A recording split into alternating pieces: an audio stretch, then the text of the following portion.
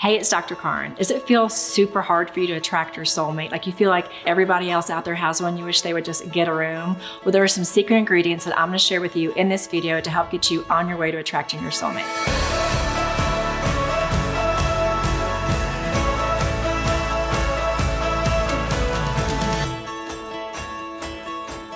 Now, if you've been looking for a long time for your perfect soulmate and have had a lot of failed relationships, you may have the mindset that it is so hard to find the one. Well, I'm here to tell you that there are some simple things you can do in your life to make the process really easy and to magnetize that person directly into your life.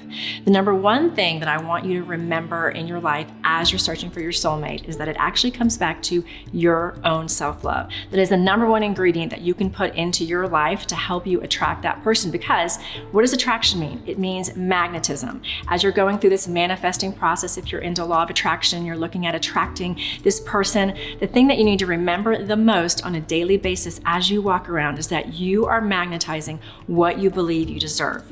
When you're not in a place of self-love, then you're going to be magnetizing more relationships, if you've had a pattern of doing that before, that proved you that you are not lovable, which is so far from the truth, right? We know that. So I want you to start practicing on a daily basis things that really amplify your self-love. Well, what does that look like? It's actually very simple. I know you've heard a million times to just do what you love, live your best life, but it's actually true. Because by doing that, when you're on your own, it's the perfect time for you to live your best life and to amplify that excitement about who you are without relying on anyone else for validation. And what does that look like? It means doing the things that you really want to do, going and taking that class. Maybe you wanted to learn photography or how to paint, or you want to be in a bicycle club. Go towards the things that you love, insert yourself into opportunities and experiences that you already love to do. And there is a very high likelihood that you will meet people along the way that are also magnetized and interested in those exact same experiences. Also, treat yourself the way that you want to be treated. As you're looking into developing your self-love, what you're actually doing is establishing a template for how the universe is going to love you. You're in a position right now, if you are alone, and if you're watching this video, my guess is that you're in a position right now to establish that template to teach others how to love you. Now is your time to do that. So start from a place of doing what you love in life, wearing what you love, treating yourself with the champagne bath, the rose petals going into the bathtub, the fresh flowers on the kitchen table. Take that trip, go on that adventure that you've always wanted to take without waiting on that special someone to do it with you. Find your bestie or do a solo adventure, because what's happening when you're doing that is you're establishing an aura, a magnetism around you that says, I'm worth it. I want adventure. I love this beach or this mountain or this cruise or whatever it is that you are drawn to. Put yourself in that place that is in alignment with you, because the more you do that, the more you establish a biomagnetic field around you that is filled with all these things that are in alignment with you, that are unique to you, that show the world how much you love yourself. Because by doing that, you're not only going to amplify the self-love that is radiating off of you, but you're going to accelerate the person that's going to love you for those reasons towards you. The number two tool that you can use to attract the love of your life into your life is to release attachment to the how, the who, and the when, and focus on your what and your why. Now let me break that down. So whenever you're wanting to attract something into your life, we so much want to control who it is. Like maybe you're obsessed with your ex, or you want it to be a 6'3" whatever lawyer, or you've got this image in your mind of what you want. Well, that's okay to have your desires. Write down all the desires of your heart. Those are there for a reason. But I want you then to, as you write down these specific desires, also release attachment to the end outcome. Release attachment to the how this person's going to show up for you. Release attachment to when they're going to show up and who they're going to be. Don't attach this to a specific person. If you can't get that person out of your mind as you're praying or meditating, here's what I want you to say. This person or someone better. This person or someone better. So the universe knows that you're then open, and this is a primary ingredient that you need to put in your spiritual path if you really want the highest good to be done, because you don't know the endless possibilities, the endless soulmates that are out there waiting for you. They're going to be so much better than that situation that you're still clinging to. Believe me, I can relate. The minute that I released attachment to who I thought it was going to be and stopped turning around and looking at my ex and stopped trying to claw for their attention and turned myself open to the universe, release released attachment to all the specifics, even though I let the universe know what I desired, really what was under that was the why you desired this certain kind of person. Why do you want those certain qualities? The more that you attach to the why you want certain qualities, the quicker that's going to show up. And I'm in a relationship right now that has the qualities, the why. It's not anyone that I expected myself actually to be with. I didn't actually pick up on the signs in the beginning.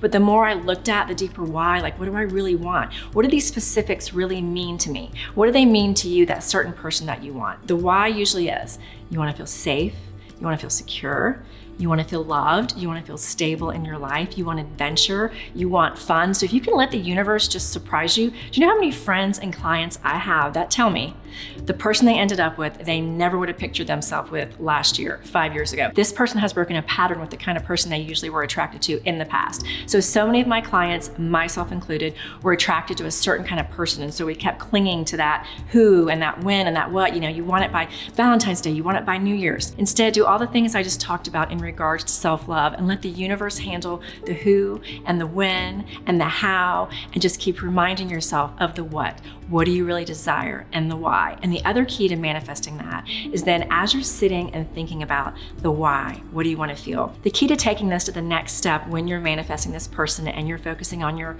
what and your why, letting go of the rest, is thinking about and focusing on how you're going to feel, the what that you desire.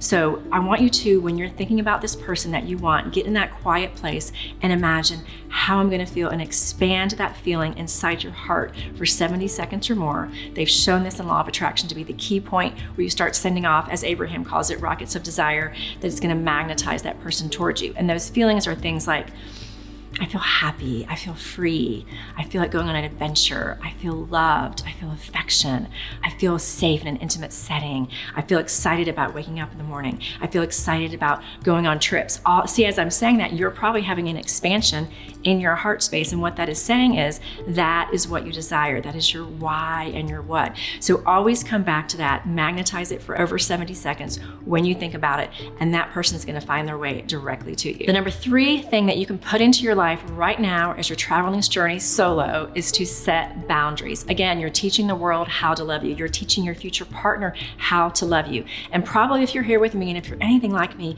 you may have had crappy boundaries in the past. You may have tolerated shitty behavior.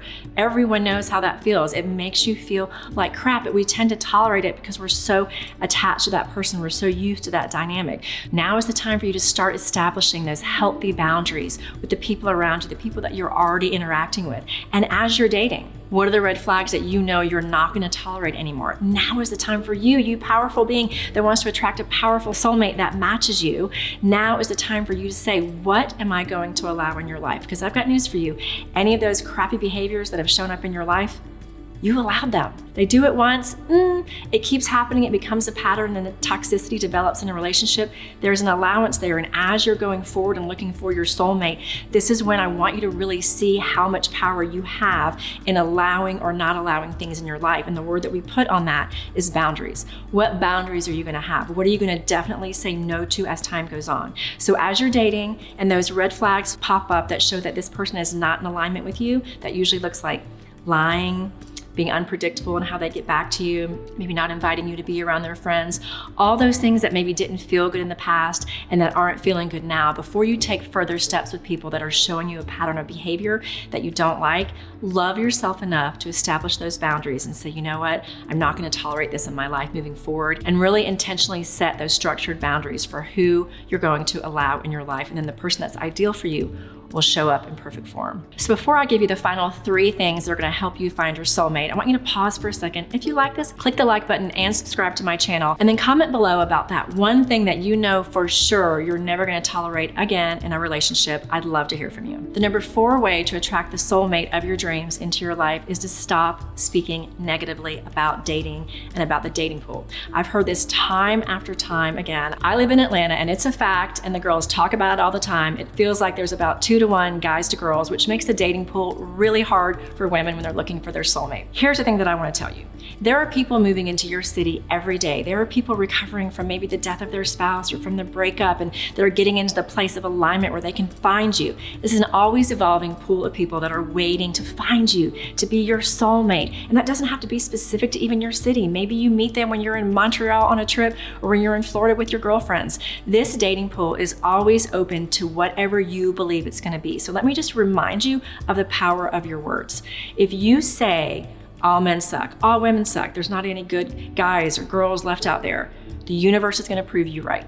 So whatever you predict as your dating experience, as you're looking for a soulmate, as you're opening yourself up again from a place of higher consciousness, which is what we're doing here, because when you're in a place of higher consciousness, you're in charge of your emotions, you're in charge of the words that you use. You know, they're called spelling for a reason. The words are spelled out to cast a spell over what's coming towards you. So remember, each time you're spelling out your future, you're casting spells over. You are changing the energy of what is being drawn to you. Your words are very, very powerful.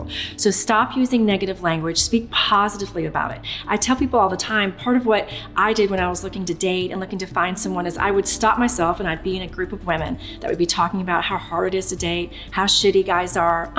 If I kept using that language and that narrative, I would keep attracting shitty guys. So that's what you're doing. If you're repeating that over and over again, you literally are writing the script for the next chapter of your life.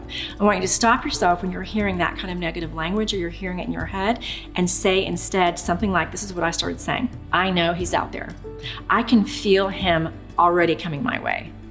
There are so many great guys out there, and guess what? It only takes one. Unless you're into something else, but for most people, it only takes one. So speak as if that one is on his way or her way to you. And I promise you, by doing that, you are going to be moving out the fringe and creating a direct pathway for that person to be magnetized towards you. The number 5 thing that you can do takes my last step a little bit further. So as you're going away from speaking negatively, I want you to put more positive language in your life. Not only the positive language, but speaking as if this person has shown up.